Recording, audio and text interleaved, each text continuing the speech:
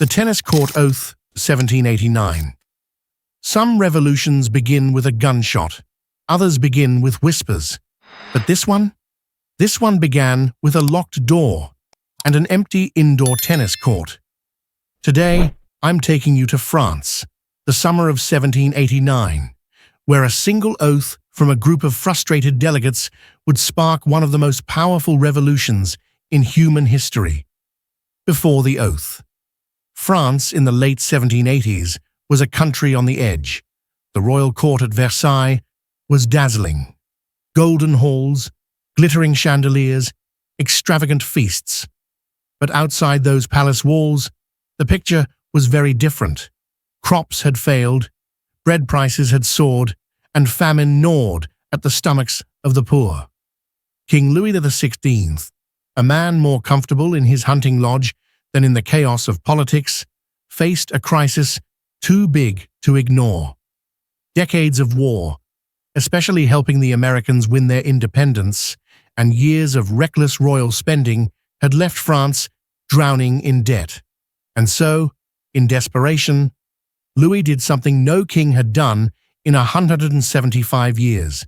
He summoned the Estates General, a massive gathering of representatives from all across France.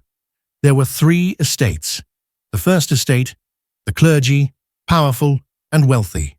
The second estate, the nobility, the landowners, the aristocrats. The third estate, everyone else. Merchants, shopkeepers, farmers, and peasants. 97% of France's population. It should have been a turning point. But the voting system was deeply unfair. Each estate had just one vote, no matter how many people they represented.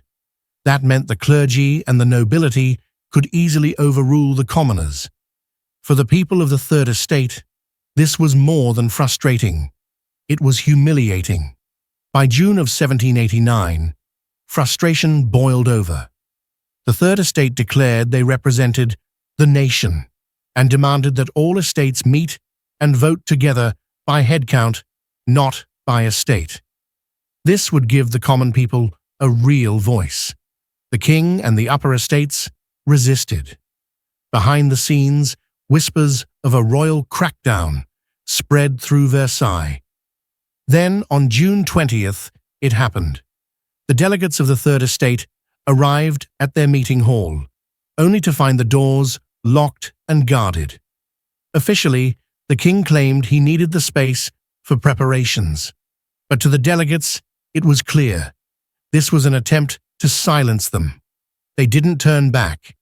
Instead, they marched through the streets of Versailles, searching for somewhere, anywhere, they could meet. And then, they found it. A large indoor tennis court, the Jeu de Paume. The oath.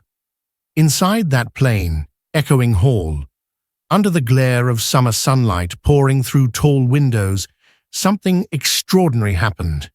Led by Jean-Sylvain Bailly, the delegates stood shoulder to shoulder. The air was thick, partly from the heat, partly from the gravity of the moment.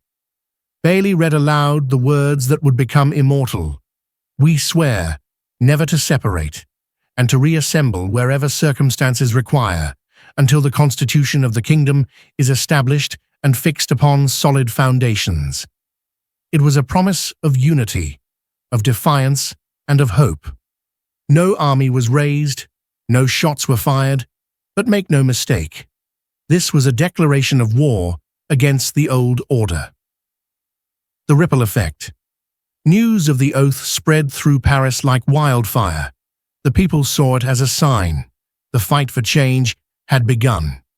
The king, sensing the pressure, ordered the First and Second Estates to join the Third in the National Assembly. But by then, the spark had already caught fire. Within weeks, Paris erupted.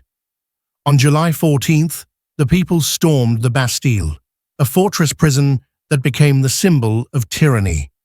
The French Revolution was in full swing. That single day in a tennis court didn't topple a monarchy on its own, but it shifted the balance of power. It told the world that authority wasn't just born from crowns and bloodlines, it could also come from the will of the people. And so, in the heat of that summer day, with no weapons, no soldiers, just determination, a group of commoners set in motion one of the greatest revolutions in history. Imagine a locked door, a dusty tennis court, and a promise that would echo for centuries. If you enjoyed this story, hit that like button, subscribe to my channel, and follow for more untold tales from history. Trust me, what's coming next will surprise you even more.